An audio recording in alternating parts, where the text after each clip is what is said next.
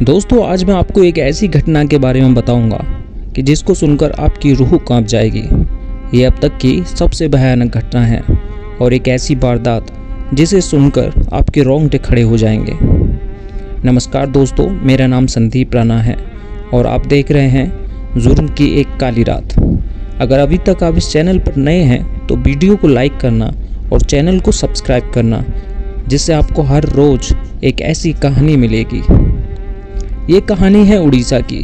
उड़ीसा का एक शहर भुवनेश्वर, जहाँ एक पल्ली नाम के एक मोहल्ले में सेना का एक रिटायर कर्नल अपनी पत्नी के साथ रहता था। इनका घर काफ़ी आलीशान था, जिसमें ये पति और पत्नी दोनों एक साथ रहते थे। लेफ्टिनेंट कर्नल सेना में एक डॉक्टर था जो कि रिटायर हो चुका था, जिसका नाम था सोमनाथ परिदा। सोमनाथ परिदा अपने मोहल्ले के लोगों से बात तक नहीं करता था। इसके बुरे बर्ताव की वजह से मोहल्ले के लोग भी उससे बात नहीं करते थे। सोमनाथ परिदा ने ऐसा क्या कर दिया था कि जो आज तक किसी ने नहीं किया था, और ये सबसे भयानक था, जिसने पूरे उड़ीसा को झकझोर दिया था। सोमनाथ परिदा को एक आदत ऐसी थी कि वो शाम को 6 बजे सो जाता था और सुबह 3 बजे उठ जाता था। सोमनाथ परिदा का घर शाम को 6 बजे ऐसा लगता था कि मानो इस घर में कोई रहता ना हो। शाम को 6 बजे के बाद अगर कोई उसके घर के सामने शोर करता तो सोमनाथ परिदा उससे लड़ाई कर लेता था। अक्सर सोमनाथ परिदा अपनी बीवी से लड़ाई करता था। रिटायरमेंट के बाद में सोमनाथ ने कई जगह काम किया था और सोमनाथ परिदा WHO संगठन में बतौर सलाहकार के रूप में भी काम किया था। सोमनाथ का अपने ही इलाके में एक क्लिनिक भी था। सोमनाथ परिदा के 2 बच्चे थे, एक लड़का था और एक लड़की थी। पर इन दोनों बच्चों की कभी भी अपने पिता से नहीं बनती थी। बच्चे हमेशा अपनी माँ से ही बात करते थे। अमन परिदा लड़के का नाम था और लड़की का नाम पायल परिदा था। अमन अमेरिका में डॉक्टर था, जो कि अमेरिका में सेटल था। सोमनाथ परिदा की लड़की पायल परिदा दुबई में सेटल थी। दोनों बच्चे बाहर होने की वजह से पिता सोमनाथ परिदा और माँ उषा श्री दोनों भुवनेश्वर में ही रहते थे।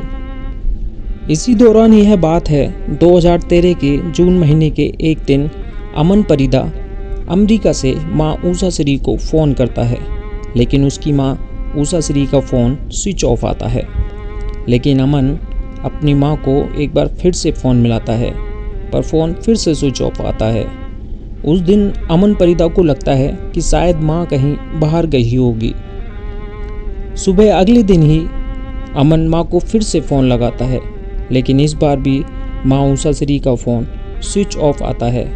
ऐसा करते करते अमन को 10 से 15 दिन बीत जाते हैं, जिससे अमन घबरा जाता है। बहुत कोशिश करने के बाद अमन अपने पिता को फ़ोन करता है और अमन अपने पिता से पूछता है कि माँ कहाँ है, माँ से मेरी बात करवाओ।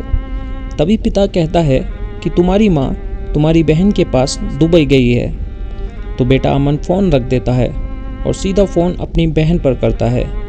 बहन से पूछता है कि क्या माँ तुम्हारे पास दुबई आई है। तभी पायल अपने भाई अमन को बोलती है कि माँ मेरे पास नहीं आई हैं। पायल यह भी अपने भाई को बताती है कि माँ से कई दिनों से बात करने की कोशिश कर रही हूँ, पर माँ का फ़ोन स्विच ऑफ आ रहा है। इतना सुनकर अमन घबरा जाता है। तभी अमन मामा को फ़ोन करता है, जो कि वही भुवनेश्वर में रहते थे। अमन अपने मामा को सारी बात बताता है और अमन मामा को बोलता है कि आप अभी माँ के पास जाओ। तभी 23 जून 2013 शाम के करीब 5 बजे अमन के मामा अपनी बहन उषा श्री के घर पहुंच जाते हैं और दरवाजे की घंटी बजाते हैं, लेकिन दरवाज़ा नहीं खुलता। एक बार यह फिर से घंटी बजाते हैं। तभी सोमनाथ परिदा आता है, पर सोमनाथ परिदा दरवाज़ा नहीं खोलता। वह खिड़की से ही बात करता है।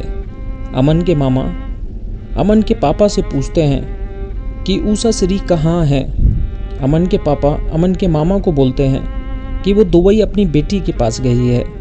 यह सुनकर मामा को पूरा शक हो जाता है कि यह झूठ बोल रहा है, क्योंकि अमन ने मामा को सब कुछ सच बता दिया था। अमन के पापा दरवाज़ा नहीं खोलते हैं और खिड़की बंद करके अंदर चले जाते हैं। तभी मामा अमन को अमेरिका फ़ोन करता है। अमन मामा की सारी बात सुनता है। तभी अमन को कुछ अनहोनी सा लगता है। तभी अमन अपने मामा के पास के पुलिस स्टेशन जाने के लिए बोलता है। तभी मामा पुलिस स्टेशन जाकर वहाँ से कुछ पुलिस वालों को घर के पास लेकर आ जाते हैं। अब पुलिस दरवाजे के बाहर से दरवाज़ा खोलने को बोलती है, पर अमन के पिता सोमनाथ परिदा दरवाज़ा नहीं खोलते हैं। तब मजबूरन पुलिस को दरवाज़ा तोड़ना पड़ता है। पुलिस दरवाज़ा तोड़ देती है और पुलिस घर के अंदर चली जाती है। पुलिस सोमनाथ परिदा से पूछती है कि उषा श्री कहाँ है। सोमनाथ परिदा फिर से रटा रटाया जवाब देता है कि वो अपनी बेटी के पास दुबई गई है। तभी पुलिस बोलती है कि आपकी बेटी से हमारी बात हुई है, उषा श्री दुबई नहीं है। पुलिस की सख्ती के आगे सोमनाथ परिदा घबरा जाता है। अब पुलिस घर की तलाशी लेने लगती है, पर पुलिस को कुछ नहीं मिलता। पुलिस को भी लगता है कि शायद सोमनाथ सही बोल रहा है। तभी दोस्तों सोमनाथ परिवार के रूम में पुलिस वालों को 2 बड़े बक्से दिखाई देते हैं, जो अक्सर आर्मी वालों को मिलते हैं। पुलिस वाले इन बक्सों का ताला तोड़ती है और पुलिस देखती है कि इन बक्सों में 11 टिफ़िन रखे हुए थे। करीब 22 टिफ़िन उन दोनों बक्सों में थे। तभी पुलिस इन सारे टिफ़िन को खोल कर देखती है। टिफ़िन खोलने के बाद सारे आदमी सुन्न पड़ जाते हैं, क्योंकि उन टिफ़िनों के अंदर अमन की माँ उषा श्री के टुकड़े थे। उनमें ऐसा केमिकल डाला था कि किसी को उन टिफ़िन के अंदर से बदबू ना आए। लेकिन इन सब टुकड़ों में उषा श्री का सर गायब था। पुलिस को काफ़ी तलाश करने के बाद उषा श्री का सर मिल जाता है। पुलिस सोमनाथ परिदा से पूछती है कि आखिर क्यों टुकड़े किए। सोमनाथ परिदा पुलिस को बताता है कि उषा श्री को गुस्सा आ गया था, तो उसने खुदकुशी कर ली। पुलिस सोमनाथ से पूछती है कि आखिर तुमने पुलिस को क्यों नहीं बताया, और अगर खुदकुशी की तो ये टुकड़े क्यों किए। जिस पर सोमनाथ बोलता है कि अगर मैं किसी को बाहर बताता तो मेरी इमेज खराब हो जाती, इसलिए मैंने बाजार से ऑपरेशन करने वाले चाकू से बॉडी के टुकड़े कर दिए। इसके बाद पुलिस सोमनाथ को गिरफ्तार कर लेती है। पुलिस सोमनाथ की दिमागी हालत पता करने के लिए उसके सारे चेकअप कराती है, पर सोमनाथ दिमागी हालत से सही निकलता है। पोस्टमार्टम रिपोर्ट आने के बाद पता चलता है कि उषा श्री के सर पर बहुत तेज हमला किया गया था। उषा श्री ने कोई खुदकुशी नहीं की थी। इस घिनौनी वारदात से पूरा उड़ीसा राज्य हिल गया था। आज सोमनाथ परिदा अपनी सही जगह सलाखों के पीछे है। तो दोस्तों मिलते हैं एक नई कहानी के साथ।